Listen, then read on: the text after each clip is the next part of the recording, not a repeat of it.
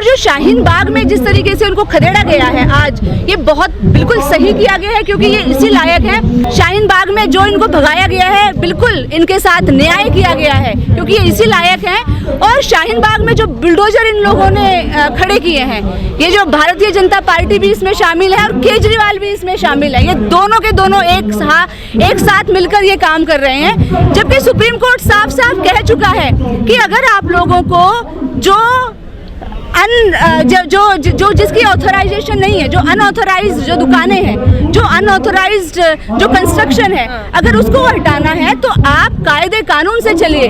आप पहले नोटिस दीजिए, आप लोगों से बात कीजिए, क्योंकि वैसे भी आपको किसी की रोजी रोटी पर लात मारने का कोई अधिकार नहीं है। कोई भी सरकार ऐसा काम नहीं कर सकती। तो ये अनऑथराइज्ड काम किया जा रहा है सरकार के द्वारा। जनता अनऑथराइज्ड नहीं है। जनता अपना पेट पालने के लिए अगर कुछ कर रही है तो आप उनको विकल्प दीजिए। अनऑथराइज्ड काम सरकार कर रही है। सुप्रीम कोर्ट ने दिल्ली सरकार से पूछा कि अगर आप कह रहे हैं कि आपने वहां पर जो डिमोलिशन का काम किया है, जो अनऑथराइज्ड दुकानें हैं, आप उनके लिए तोड़ने के लिए गए तो दिल्ली सरकार ने कहा कि नहीं, हम तो वो जो बेंच वहां पर बैठने के लिए लगाए गए हैं ना, उनको तोड़ने के लिए वहां पर हम गए थे। तो आप ये बताइए कि मुसलमानों के अलावा कौन कौन सी और जो कौमें हैं उनके आपने जो अनऑथराइज्ड जो मकान थे, दुकानें थे, उनको तोड़ा? तो दिल्ली सरकार के पास कोई जवाब नहीं था इस बात का।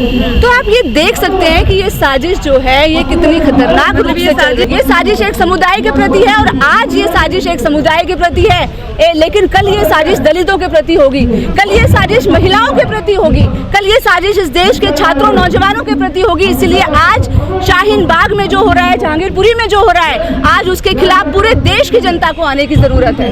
आज पूरे देश की जनता को वहां खड़े होने की जरूरत है।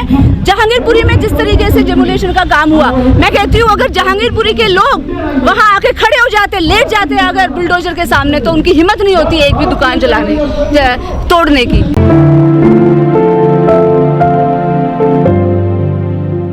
शाहीन बाग में भी इसी तरीके से जरूरत है और हम पूरे दिल्ली की जनता से नहीं, पूरे देश की जनता से इस डिमोलिशन ड्राइव के खिलाफ आंदोलन के लिए इनको हम चाहते हैं कि पूरे देश की जनता इसके खिलाफ आंदोलन करे। और ये कर क्यों रहे हैं? लेकिन मैम, अभी 3 दिन पहले अमित शाह जी कलकत्ता में क्या बोल के आए हैं? वो कलकत्ता में गए और वो बोलते हैं कि बहुत ही जल्दी सीए और एनआरसी को हम लोग लागू करने जा रहे हैं और हम अपने हिंदू भाइयों को नागरिकता देंगे। तो हम उनसे ये पूछना चाहते हैं कि कितने हिंदू भाइयों को आप नागरिकता देना चाहते हो? 31,000 लोगों को, जैसा कि हमने पढ़ा एक रिपोर्ट में, 31,000 हिंदुओं को नागरिकता देने के लिए ये लोग पूरे देश की जनता को तबाही मचा देना चाहते हैं। असम में क्या हुआ आपने देखा? पूरे असम की जनता को इन्होंने लाइन में खड़ा कर दिया, कितने लोग मर गए। लेकिन बाद में पता चला कि बहुत सारे लोग जो थे ऐसे थे जो कि इन लोगों ने उनके साथ अन्याय किया था, जो इस देश के नागरिक थे, लेकिन फिर भी उन लोगों ने उन्होंने कंसंट्रेशन कैंप्स में डाला गया। तो ये जो अन्याय चल रहा है ना, आज इसके खिलाफ सबको खड़े होने की जरूरत है। ये बुलडोजर बिल्कुल संविधान पे चल रहा है। इसीलिए मैंने पहले ही बोला कि आज हमें ऐसा लग रहा है कि अरे मुसलमानों के घर टूट रहे हैं, लेकिन कल ये सबके आवाज बंद करना चाहते हैं, चाहे वो हिंदू हो, चाहे वो महिलाएं हो। और सबसे पहले मुसलमानों का नंबर आया है, उसके बाद दलितों का नंबर आएगा, उसके बाद महिलाओं का नंबर आएगा। और ये कहते हैं कि ब्राह्मणों का, ये कहते हैं ना कि हम हिंदू राष्ट्र कायम करेंगे, हिंदू राष्ट्र बनाएंगे, हिंदू राष्ट्र का जो ये इतना ज्यादा नारा दे रहे हैं। तो हम कहते हैं कि भाई उस देश के अंदर कोई होगा ही नहीं क्या? और कोई भी अगर नहीं होगा तो फिर दलितों का है फिर। लेकिन आप ये देखिए ना, ये ब्राह्मण और हिंदू की बात कर रहे हैं। आज कितने ब्राह्मण ठीक से खाना खा पा रहे हैं? मोदी जी जरा घरों में जाकर देखें, कितने हिंदुओं के घर में चूल्हा जल रहा है। करोड़ों लोग आज भूखे सोने पर मजबूर हैं। इनको शर्म आनी चाहिए ऐसे हिंदू देश के प्रधानमंत्री होने पर। देखो शर्म से नींद कैसे आ जाती है। मान रही हो ना, हिंदू देश है। ये चाहते हैं बनाना। अगर किसी देश, ये ऐसा देश जहां लाखों करोड़ों लोग भूखे मर रहे हैं, आज जहां बच्चे सिर्फ इसीलिए दम तोड़ देते हैं कि उनको इलाज नहीं मिल पाता है, उनको दूध नहीं मिल पाता है, ऐसे देश को ये अगर हिंदू राष्ट्र बनाने के लिए तैयारी कर रहे हैं और ये इनका रास्ता है, जनता को भूखा मारकर, जनता को बेरोजगार रखकर, जनता को अशिक्षित रखकर, तो फिर इनको कैसे नींद आ जाती है? ये इंसान नहीं है फिर। देखिए, अफगानिस्तान तक भारत है, सब कुछ बातें जो है इनकी, ये इसलिए अज्ञानता की वजह से। क्यों? क्योंकि एक समय ऐसा था आपको क्यों नजर आता मुसलमानों के मकान तो गुप्ता जी का भी तो टूटा नहीं? देखिए वो तो ऐसा तो वही तो हम कहते हैं कि भाई आप अपने पड़ोस में आग लगाकर ये सोचोगे कि हमारा घर बच जाएगा, तो ये नहीं हो सकता, कभी नहीं हो सकता। आपका घर भी जलेगा ही जलेगा। तो इसीलिए मैंने कहा कि आज इस बुलडोजर की नीति जो ये मोदी और योगी ने चलाई हुई है ना, इसके खिलाफ दिल्ली की जनता को विशेष रूप से, क्योंकि दिल्ली ने आज दिल्ली जो है वो राजनीति का केंद्र बना हुआ है। आज दिल्ली के छात्र, नौजवान, दिल्ली की महिलाएं पूरे देश को नेतृत्व दे रही हैं। तो आज भी जरूरत है इनकी बुलडोजर नीति के खिलाफ भी इनको दिल्ली की जनता ही सबक सिखाएगी। जो गलत है वहाँ तो चलना चाहिए, इस बात से आप सहमत हैं? देखिए जो गलत है उसका फैसला सुप्रीम कोर्ट करेगा। सुप्रीम कोर्ट ने कहा है कि अभी जो भी इन लोगों ने बिना बात किए डिमोलिशन कार्य शुरू कर दिया था जहांगीरपुरी में, सुप्रीम कोर्ट ने क्यों रोक लगाई उसके ऊपर कि अभी बातचीत होनी बाकी है। क्या आपने उसके सबूत हैं आपके पास कि ये अनऑथराइज्ड है? और अगर सबूत हैं भी तो क्या आपने उनको नोटिस दिया है? तो बगैर सबूत के एमसीडी कार्रवाई कर रही है। बगैर सबूत के अगर नहीं कर रही है तो आप ये बताइए कि नोटिस पहले दिया गया लोगों को? मैं शाहीन बाग में, देखिए शाहीन बाग की मैं बात बताती हूँ। अभी 3 दिन पहले ही हमारी लगातार बात हो रही है, शाहीन बाग के अंदर भी इन लोगों ने नोटिस दिया। वो नोटिस है मेरे फ़ोन में, अगर आप चाहें तो वो नोटिस देख सकते हैं। वो नोटिस क्या है? वो नोटिस है कि इस डेट को इस इलाके में बुलडोजर चलाए जाएंगे, इस डेट में इसमें किसका घर तोड़ा जाएगा, उस व्यक्ति को नोटिस मिला है। आपको मालूम है कितने लोग ऐसे हैं? हमें कोई एक भी ऐसा व्यक्ति नहीं मिला। हम पूरे शाहीन बाग में फ़ोन कर करके, हमारे सैकड़ों फ़ोन और बहुत सारे एडवोकेट्स हैं जो कि बहुत अच्छे मन से ये काम कर रहे हैं, लेकिन ये बदले की भावना से और इनका जो एजेंडा है उस एजेंडे के तहत ये काम कर रहे हैं। और दूसरा, शाहीन बाग ने जो इन लोगों को सबक सिखाया, ये आज से 3 साल पहले CAA NRC लागू करने वाले थे, लेकिन अभी सिर्फ भाषण ही चल रहा है, लागू नहीं कर पाए। तो इतनी इनकी जो बेइज्जती हुई है, इतना जो सबक सिखाया है जनता ने, तो उसका बदला तो इसी तरीके से लिया जाएगा ना। तो आप शाहीन बाग के लोगों के साथ खड़ी हैं? बिल्कुल खड़े हैं हम, सिर्फ शाहीन बाग के नहीं, जो भी शोषित है, जो पीड़ित है, जो दलित है, जो कमजोर है, हम उनके सबके साथ खड़े हैं। दिल्ली के अंदर डाबरी के पास एक 8 साल की बच्ची के साथ बलात्कार हुआ था।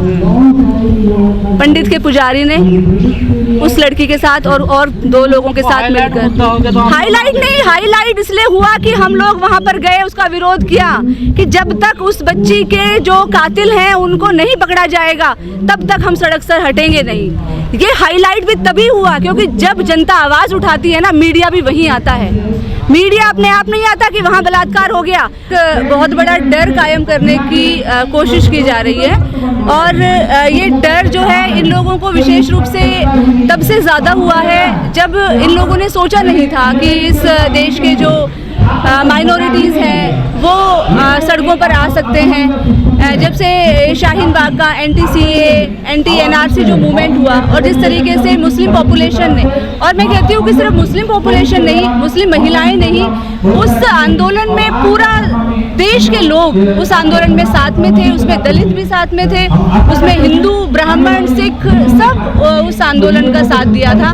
तो कहीं ना कहीं सरकार जो, ये एक ऐसी सरकार है जो कि तानाशाही जो है वो कायम इन लोगों ने करना चाहते हैं, और प्रशासनिक तानाशाही, प्रशासनिक फांसीवाद ये लागू कर भी चुके हैं कुछ हद तक। तो इन लोगों का जो ये प्रयास है डर कायम करना कि कोई भी किसी भी तरीके का विरोध ना हो, शिक्षा के लिए ये किसी भी तरीके की नीति लाएं उसका विरोध ना हो, नागरिकों के लिए महंगाई, आप देखिए कि कितनी महंगाई बढ़ रही है आज के टाइम में, इसके लिए कोई विरोध की आवाज़ ना उठे। तो ये डर कायम करने की कोशिश की जा रही है। और पर्टिकुलरली जहांगीरपुरी में जिस तरीके से रामनवमी के दिन ये जो हिंसा का और इस तरीके से जो इन्होंने किया था, उसके बाद जो सबक सिखाने के लिए ये काम इन लोगों ने किया कि जिन लोगों ने जो वहाँ पर रथ लिए, जो जो शोभा यात्रा निकाली जा रही थी हनुमान जयंती के दिन, उस शोभा यात्रा को जो है वो डिस्टर्ब किया गया, वहाँ पर पत्थरबाजी की गई। लेकिन सुप्रीम कोर्ट ने बोला ये बात कि भाई, अभी बोला है कि शोभा यात्रा को बंद करवाने के लिए दिल्ली पुलिस असफल क्यों रही, इस बात का जवाब दो। तो आप देख सकते हैं कि चीज़ें किस तरीके से उलझी हुई हैं। कहाँ पर दिल्ली पुलिस ने एक ऐसी शोभा यात्रा को मतलब अलाउ कर दिया, परमिशन दे दी जिन्होंने पहले परमिशन मांगी नहीं थी। और यहाँ पर एक छोटा सा धरना देने के लिए, छोटी सी रैली निकालने के लिए हमें इतना बड़ी बड़ी परमिशन पुलिस से लेनी पड़ती है।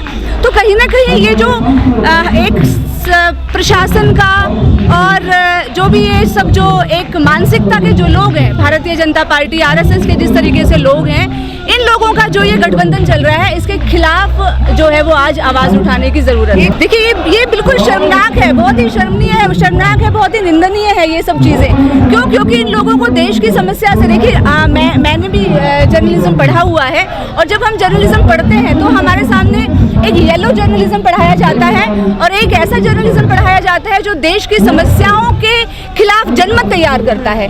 तो जनमत का ये जो जर्नलिज्म का मतलब क्या है कि हम देश में जो मुद्दे हैं, उन मुद्दों के प्रति हम जनता का एक मत तैयार करते हैं कि क्या सही है, क्या गलत है।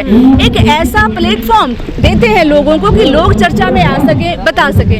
लेकिन आज जो है वो मीडिया वो क्या बन गया है? वो सिर्फ पैसा कमाने का एक जरिया बन गया है और कुछ भी नहीं है। इन लोगों को जनता की समस्याओं से कोई भी लेना देना नहीं है। जाने माने पत्रकार से क्या होता है? जाना माना क्या होता है? वो जाना माना वो होता है जो देश के लिए काम करता है। आज आप देखिए रविंद्रनाथ टैगोर का कि आज उनकी जयंती है, ये जाने माने हैं, इन्होंने देश की शिक्षा के लिए काम किया। ये लोग जाने माने हैं जो कि पूंजीपतियों के लिए काम करते हैं, सिर्फ अपने लिए जीते हैं और अपने लिए मरते हैं। इनका क्या जाना मानापन हुआ? ये कोई जाना मानापन नहीं है।